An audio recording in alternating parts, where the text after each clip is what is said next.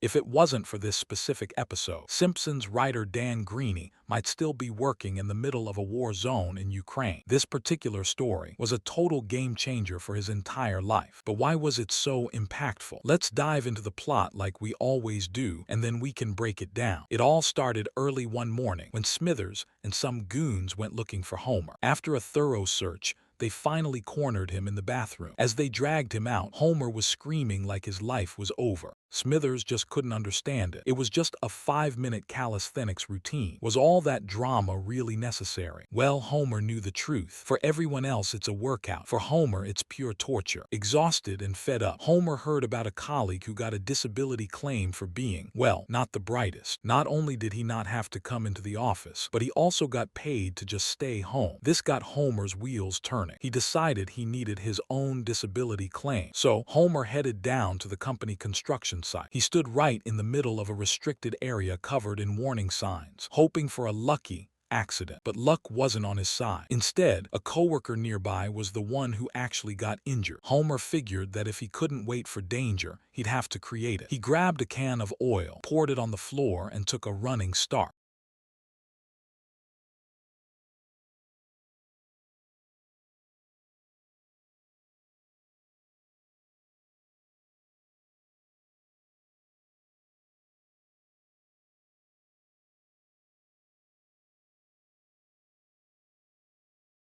Homer went to extreme lengths to get injured. He even started studying books on medical disability. To his disappointment, he realized he was actually quite healthy. But then, he spotted a disability category. It felt like it was tailor-made for him. Hyperobesity. If he could get his weight over 300 pounds, he'd be considered disabled. According to his plan for success, Homer just needed to go from his current weight of 239 pounds to 300. If he could do that, he'd have it made. Once Homer set his mind to it, he went home and told Bart. Bart was actually pretty supportive, but Lisa was standing right there and immediately shut him down. She told him it was wrong because it would take benefits away from people who actually needed them. Plus, it would worry Marge. But Homer felt that telling Marge would just give her more to stress about. Besides, he argued that he was already a big guy. He just happened to be trapped in a slightly less fat body. Lisa shot back, saying that even if she agreed, no doctor in their right mind would sign off on this. Homer didn't believe her, so he actually went to see a doctor to pitch his plan. Just like Lisa predicted, Dr. Hibbert was horrified when he heard Homer wanted to eat his way to a disability. Being the most sensible doctor in Springfield, he flat out refused. Seeing the doctor wasn't on board, Homer asked him to recommend someone a bit more ambitious. Believe it or not, Dr. Hibbert actually suggested Dr. Nick. Dr. Nick is Springfield's go-to guy for creative medical advice. As long as you don't die on his table, you're doing great. His advice to Homer was to start focusing on all the high-calorie foods he'd been ignoring. Cream, bacon, gravy, and maybe a little chocolate on top. Perfection. He also told Homer he needed to change his old eating habits. He should start using bacon like chewing gum and cream like mouthwash. After hearing the expert advice, Homer didn't waste any time. He hit the supermarket for a massive high-calorie shopping spree. He loaded up on everything fatty, then hit the ice cream shop and went to town. That still wasn't enough, so Homer went to a supplement store and bought a huge tub of weight gain powder. But after all that effort, Homer checked the scale and realized he'd actually lost weight. He thought it was impossible. Oh wait, it turns out his belly was just resting on the towel rack. Now, Homer was at 296 pounds. He was so close to his dream of working from home. He started imagining what life would be like once he hit 300. He'd never have to lift a finger again. He'd have Marge by his side, waiting on him hand and foot. It sounded like a dream come true. But would it really be that great? Only time would tell. That night, when Homer got into bed, the mattress basically buckled under him. Marge noticed his new size and asked if he'd been putting on weight lately. Realizing he couldn't hide it anymore, Homer confessed his plan to eat his way to a disability. Marge was absolutely stunned. She couldn't believe Homer would do this to himself. Homer thought Marge was just grossed out by his weight gain. Marge assured him she'd love him even if he weighed 1,000 pounds. But that wasn't the point.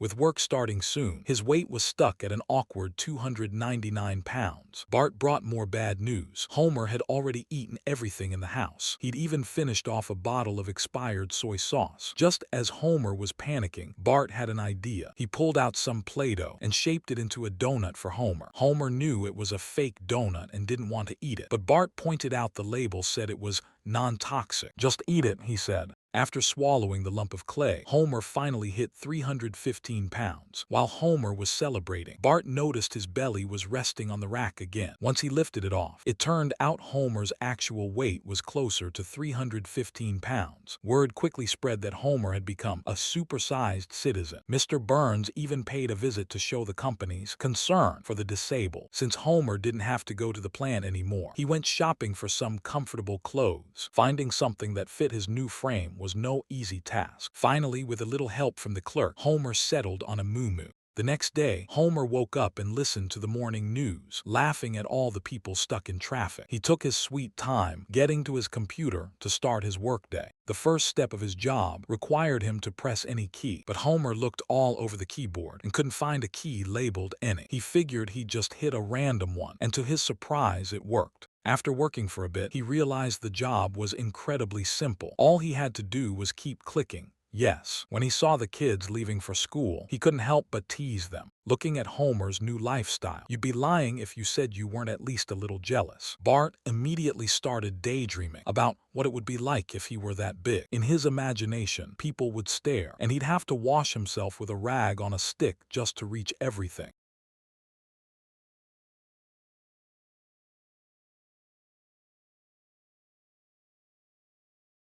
Homer's work routine continued. Since it was just clicking one button over and over, he started getting bored. Then a package arrived. It was a free laundry sample. For a guy this bored, that was enough entertainment for hours. He washed his hat and went back to work, which really meant watching TV. He tried to do both at the same time. Some kids saw him through the window, and Bart felt embarrassed to explain. "My dad is a nuclear safety inspector," he muttered. Some local bullies started making fun of Homer. Lisa stepped up to defend him, saying that just because he's heavy doesn't mean he's a bad guy. But then Homer tried to give them a piece of his mind. He grabbed a broom and tried to act tough. However, he was so heavy he couldn't even get out of his chair, and eventually gave up. Later, once the kids were home, Homer decided he wanted to go see a movie. Lisa asked who was going to do his work, but Homer told her not to worry about it. At the theater, Homer tried to buy a ticket. The guy at the counter took one look at Homer's size and asked him to wait a second. He turned to his manager for help. The manager came over and flat out denied Homer entry. Homer wasn't having it. He made a huge effort to get there and wasn't going to just leave. A crowd started to gather, and people were giving him strange looks. Someone even called him fatty. They suggested he go watch a movie called The Two Guys Who Didn't Forget Their Roots. Everyone started laughing. Homer tried to argue back, but the manager just insulted him further. He even offered Homer a garbage bag full of popcorn just to get him to leave. Feeling humiliated, Homer told everyone that big people in this country are just as smart and talented as anyone else. He claimed they work just as hard, and to prove it, he was going to go home and get back to work. He wanted to show them all. But when he got home, he saw his drinking bird toy had fallen over. The computer screen was flashing a massive emergency warning. Homer frantically checked the system and realized there was a major problem with the nuclear waste tanks. They were completely full. He had to vent the pressure or the whole place would blow.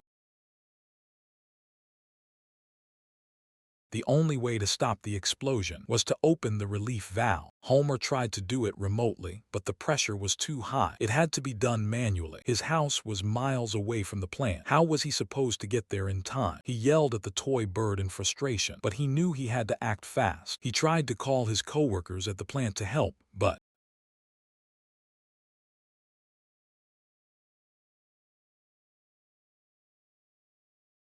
"It's okay," he told himself. "If I drive now, I can still make it." But everything was falling apart. He was desperate. Homer stood by the road with a sign that said, "Give me your car or we all die." Someone finally pulled over, but Homer was so frantic he couldn't even speak clearly. The driver thought he was crazy and sped off. Finally, an ice cream truck drove by. Homer threw himself in front of it. He scrambled inside and gibbered at the driver until the poor guy ran away in fear. Meanwhile, Mr. Burns was leading the employees in a workout right near the waste tanks, which were about to burst. Homer slammed on the gas and crashed into the plant. The exhausted employees saw the ice cream truck and swarmed it like a pack of zombies. Homer had to fight his way through the crowd to get to the tanks. As expected, the truck was a total wreck by the time he got out. Homer crawled out and scrambled toward the valve. Moving his 300-pound body was no joke. If it weren't an emergency, he never would have tried this. He was only a step away from the switch, but it felt like a mile. He was stuck between his boss's exercise area and the valve. He pushed with all his might but tripped. He really wished he'd brought that broom with him. Just as the tank was about to blow, Homer had a sudden stroke of genius. To thank Homer for his incredible bravery and self-sacrifice, Mr. Burns honored him in front of all the employees. Homer was more than happy to accept the praise. Mr. Burns, Moe is willing to grant Homer one wish. Right then,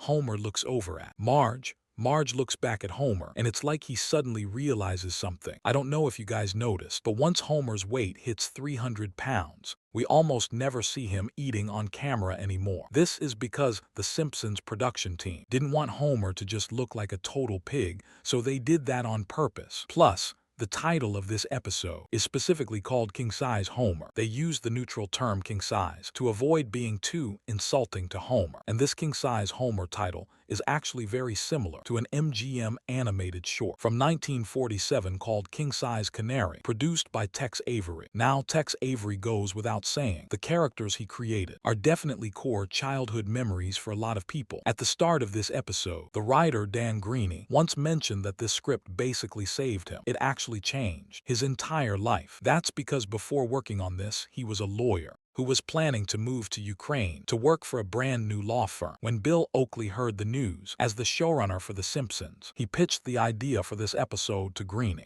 Greaney agreed right away. When he handed over the first draft to Oakley, Oakley was so impressed that he officially brought him onto The Simpsons writing team. In the scene where Homer imagines his path to 300 pounds, they originally wanted Cary Grant to voice that big fat pig. Cary Grant, the lead from North by Northwest. But since Grant had already passed away, they had the legendary Hank Azaria do the voice instead. AI voice acting is a huge trend right now, right? Like making world leaders say whatever you want. No one knows more about getting likes than me, so I'm definitely giving this a like. Well, let's do a little comparison across time and space. Listen to the original audio from Azaria versus what the team wanted from Cary Grant. Check it out. After hearing that, you can probably tell that AI voices still lack a bit of soul. That's one of the reasons why I don't use AI voiceovers, even though it would save me a ton of time and energy. For example, my videos are usually 10 or 20 minutes long, but the actual recording takes about 2 hours. I might record a single sentence 7 or 8 times just to pick the best one. Some phrases are tongue twisters that need constant practice, not to mention last-minute script changes. Compared to a real human voice, AI just lacks that sense of warmth. It's that feeling of chatting with an old friend. Plus, I personally feel that current AI tech still isn't quite at a human level. For instance, listen to what happens when I use an AI version of my own voice for Homer's path to 300 pounds. This part actually hides a little detail. The whole scene of him heading to the mountain top is likely a reference to the cover of the January 1976 issue of National Lampoon magazine. That magazine was huge in the 70s, but by the time this episode aired in 1995, it was on the verge of shutting down. Okay, I know you've probably had enough. Earlier, I mentioned the team wanted Cary Grant for that pig's voice. Even for a single line, they put so much thought into finding the right person. And in the scene where Homer's fingers are too fat to dial the phone, the customer service voice was actually the real lady who did the recordings for the phone company back then, Joan Kenley. That's basically the equivalent of hearing the actual payment received voice we hear today. The Simpsons crew actually flew her in from Northern California to a studio nearly 500 kilometers away just to record that. That kind of attention to detail really paid off. After the episode aired, it was a massive hit. Not only did it rank in Fox's top 3 for the week, but in 2016, Empire magazine, one of the UK's top movie mags,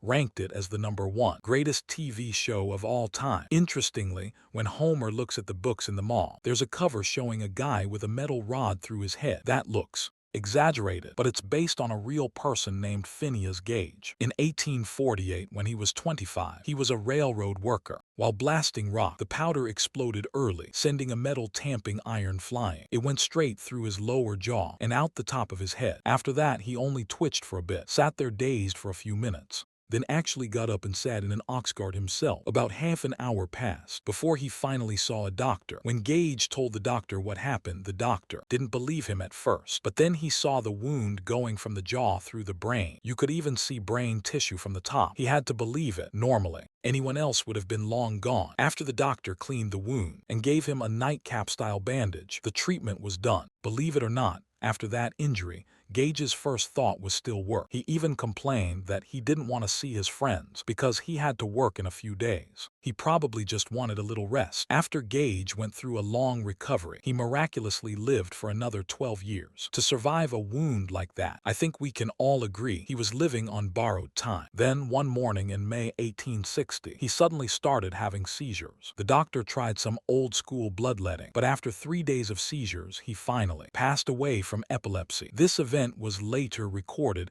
as one of the top 10 medical miracles. Aside from that story, there are other real-life parallels in this episode, like when Bart imagines being fat and says he'd use a rag on a stick to wash himself. That actually has a real-life inspiration too. A man named Paul Mason. He was once known as the heaviest man in the world. At his heaviest, he was more than 3 times Homer's weight in this episode, topping out at 980 pounds. That's nearly half a ton. The reason he struggled with his weight was mostly due to a tragic childhood. After several suicide attempts, he finally took a doctor's advice and started losing weight. It was during that time that he fell in love with Rebecca, who was 13 years younger than him. Maybe it was the power of love, but Paul's weight loss became a huge success. Interestingly, Paul is still with us today, though he started gaining weight again after he and Rebecca broke up. It's not as extreme as the 980 pounds from before, but he's still over 500 pounds. Just a moment ago, I mentioned there are tons of real-world details here, like when Homer hits 300 pounds and goes to the clothing store. Those 2 guys on motorcycles behind him,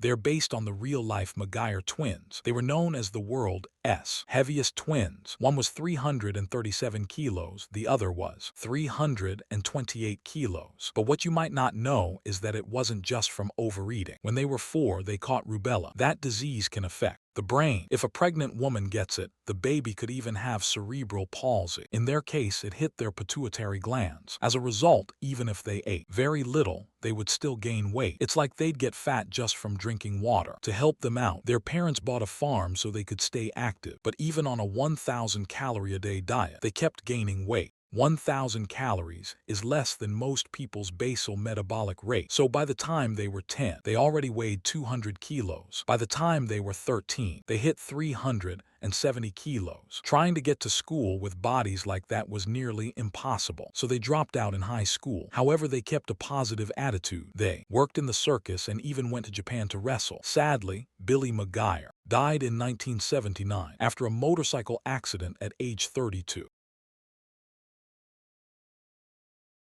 Benny McGuire passed away in 2001 from heart failure at age 54. Now back to that clothing store. Even the name has a backstory. The shop is called the Vast Waistline, since heavy people usually have large waists. The first meaning is obvious, but the second meaning is a bit more subtle. It refers to a famous 1961 speech by Newton Minow, the chairman of the FCC. He was talking about the TV programming of that era. Think murders, gangsters, detectives. Aside from the violence, it was incredibly boring and formulaic. So he described television as a vast wasteland with zero freshness. Ever since then, that term has been used to criticize mindless TV. Even half a century later, that critique still applies to a lot of shows today. In this episode, Vast Waistline is a clever play on vast wasteland. Since The Simpsons is a TV show itself, referencing Minnow's speech makes perfect sense. Next, here's a classic joke from the last century. In this episode, when Homer is using the computer, he spends forever looking for the any key. This actually refers to the fact that, back then, about 1/3 of people who bought computers couldn't find the any key and would call tech support to complain. I wonder if any of you had that problem when you first used a PC. And that drinking bird Homer uses, you probably remember it. If you're a regular Simpsons fan, you'll know it's the same toy Homer's long-lost brother showed him years before. Homer was instantly obsessed with it. Finally, one more movie reference. When Homer is working from the sofa, it looks a lot like a tribute to the 1993 film What's Eating Gilbert Grape. Man, Johnny Depp and Leonardo DiCaprio looked so young back then. Anyway, finding all this info took quite a bit of effort. If you enjoyed this, please give the screen a long press to recommend the video. A free follow and like really helps me keep this channel going. Thanks, everyone.